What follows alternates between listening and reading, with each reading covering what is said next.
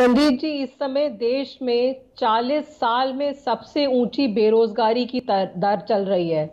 Gas cylinder के दाम, दालों के दाम, पेट्रोल डीजल के दाम सब आसमान पे छू रहे हैं। और ऐसे में मोदी जी देश वालों को ये बोल रहे हैं कि तुम रेवड़ी खोर हो।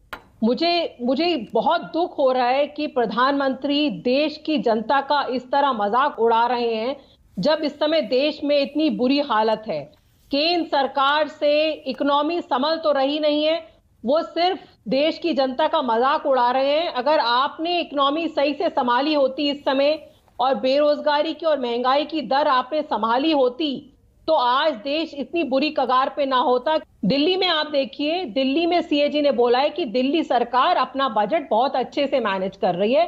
और ये पहली बार नहीं बोला है सीएजी ने, हर साल सीएजी की रिपोर्ट में यही आता है। दूसरी तरफ आप देखिए, भारतीय जनता पार्टी जो गुजरात में 25 साल से राज कर रही है, इस समय भारतीय जनता पार्टी की गुजरात सरकार पर 3 लाख करोड़ का कर्जा है। और भारतीय जनता पार्टी का मॉडल क्या है कि वहां पे जो इनके दोस्त हैं, जो मोदी जी के दोस्त हैं, चाहे वो नीरव मोदी हो, मेहुल चोस्की हो, उन सबको आप मुनाफा दे रहे हैं, उन सबको आप अलाउ कर रहे हैं कि वो पैसा देश का ले लेके बाहर बाहर भाग के चले जाएं। ये मॉडल है क्या? ये मॉडल होना चाहिए देश को चलाने का?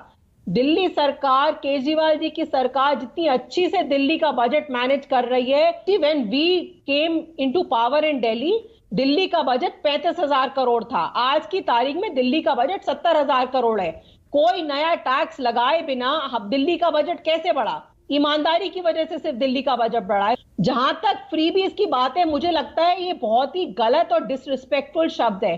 कोई सरकार अपनी जेब से किसी को पैसा नहीं दे रही है, ये जनता का पैसा होता है।